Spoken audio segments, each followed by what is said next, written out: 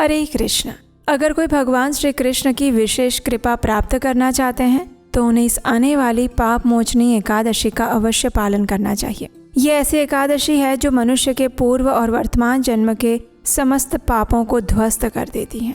इसका पालन करने वाला मनुष्य हर प्रकार के भौतिक सुखों को भोग कर आध्यात्मिक लोक को प्राप्त करता है। इतनी महान और पुण्य फलदायिनी है ये पाप मोचनी एकादशी, जो कि प्रत्येक वर्ष चैत्र मास के कृष्ण पक्ष में आती है।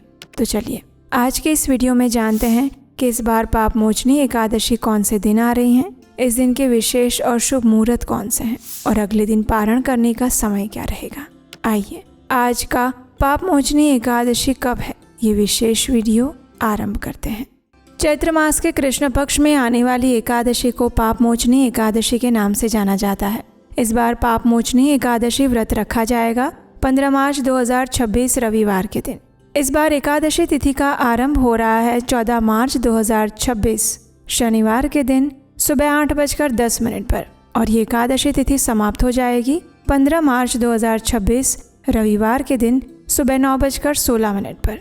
लेकिन जैसा कि हम जानते हैं तिथियों का पालन हम सूर्योदय के समय अनुसार करते हैं और इसलिए उदया तिथि के अनुसार एकादशी तिथि सूर्योदय के समय में जिस दिन उपलब्ध होती है उसी दिन हम एकादशी का व्रत रखते हैं। तो इस बार एकादशी तिथि सूर्योदय के समय में 15 मार्च को प्राप्त हो रही है और इसी वजह से इस बार हम पाप मोचनी एकादशी व्रत का पालन 15 मार्च 2026 रविवार के दिन ही करेंगे।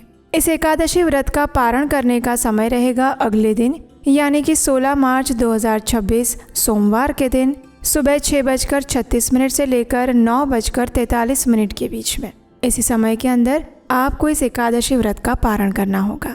आइए अब इस एकादशी से जुड़े कुछ अन्य शुभ मुहूर्त के विषय में देखते हैं। एकादशी के दिन प्रातः ब्रह्म मुहूर्त का समय रहेगा सुबह 4:55 से लेकर 5:43 के बीच में और सूर्योदय होगा सुबह 6:31 पर। सूर्यास्त का समय है शाम 6:29।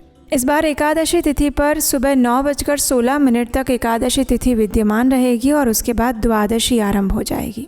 एकादशी के दिन प्रातः भगवान श्री हरि की पूजा अर्चना करने का समय रहेगा सुबह 5:19 से लेकर 6:31 तक और संध्या काल में भगवान श्री कृष्ण की पूजा अर्चना आप कर सकते हैं शाम 6:29 से लेकर 7:41 के बीच में। इस दिन अभिजीत मुहूर्त रहेगा दोपहर में 12:06 से लेकर 12:54 तक और अमृत काल का समय है शाम 7:03 से लेकर 8:43। विजय मुहूर्त रहेगा दोपहर में 2:30 से लेकर 3:18 के बीच में और राहु काल का समय रहेगा शाम 5 बजे से लेकर 6:29 तक। राहु काल में कोई भी शुभ या मांगलिक कार्य नहीं किए जाते। इस एकादशी पर विशेष रूप से द्विपुष्कर योग भी बन रहा है, लेकिन वो बनेगा अगले दिन 16 मार्च को सुबह 5:56 से लेकर 6:30 बजे तक। इसी एकादशी के दिन मीन संक्रांति भी मनाई जाएगी। एकादशी के अगले दिन यानी कि 16 मार्च को ही सोम प्रदोष व्रत आने वाला है, तो इसलिए जो भक्त प्रदोष व्रत का भी पालन करते हैं उन्हें इस एकादशी व्रत का पारण भी उसी प्रकार से करना होगा जिससे वे अपने प्रदोष व्रत का भी पालन यथावत रूप से कर सकें। कई भक्त हमें पूछते हैं कि जब एकादशी का व्रत रखा जाता है और अगले दिन प्रदोष व्रत आता है तो एकादशी व्रत का पारण कैसे करें और प्रदोष का व्रत यथावत चालू कैसे रखें। तो इसकी विधि बहुत सरल है। अब एकादशी व्रत के अगले दिन पारण के समय पर पारण की जो शास्त्रोक्त विधि है उसका पालन करें, सभी क्रियाओं को संपन्न करें, भगवान से प्रार्थना करें, एकादशी व्रत को भगवान को समर्पित करते हुए उनसे उनकी भक्ति की याचना करें और उसके बाद ब्राह्मण को अपनी क्षमता अनुसार दान दें। किसी सुयोग्य वैष्णव को भोजन के लिए आमंत्रित करें या फिर उन्हें दान दें। और उसके बाद अंत में जब आप स्वयं पारण करने जा रहे हो तो उस समय अगर आपका प्रदोष का व्रत है तो आप चावल के एक दाने को लेकर अपने एकादशी व्रत का पारण कर सकते हैं और उसके बाद यथावत रूप से अपने प्रदोष व्रत को चालू रख सकते हैं। इस बार सोमवार को ये प्रदोष व्रत आ रहा है, इसलिए उसे सोम प्रदोष व्रत के नाम से भी जाना जाएगा। इस बार की जो पाप मोचनी एकादशी है वो अपने नाम के अनुसार ही हर प्रकार के पापों का नाश करने वाली बताई गई है।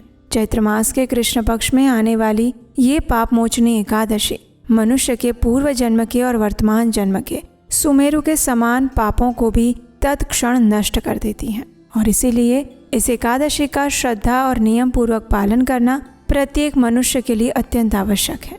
अगर आप इस एकादशी व्रत की संपूर्ण व्रत विधि जानना चाहते हैं तो हमें नीचे कमेंट बॉक्स में लिखकर बताइए।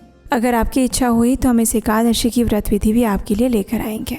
इसी के साथ आज के इस वीडियो को यहीं पर विराम देते हैं। अगर आज की जानकारी अच्छी लगी है तो इसे अधिक से अधिक लोगों तक पहुंचाइए। इस वीडियो को लाइक करके ज़्यादा से ज़्यादा लोगों को शेयर कीजिए ताकि उन्हें भी इस बार पाप मोचनी एकादशी के विषय में संपूर्ण जानकारी प्राप्त हो सके।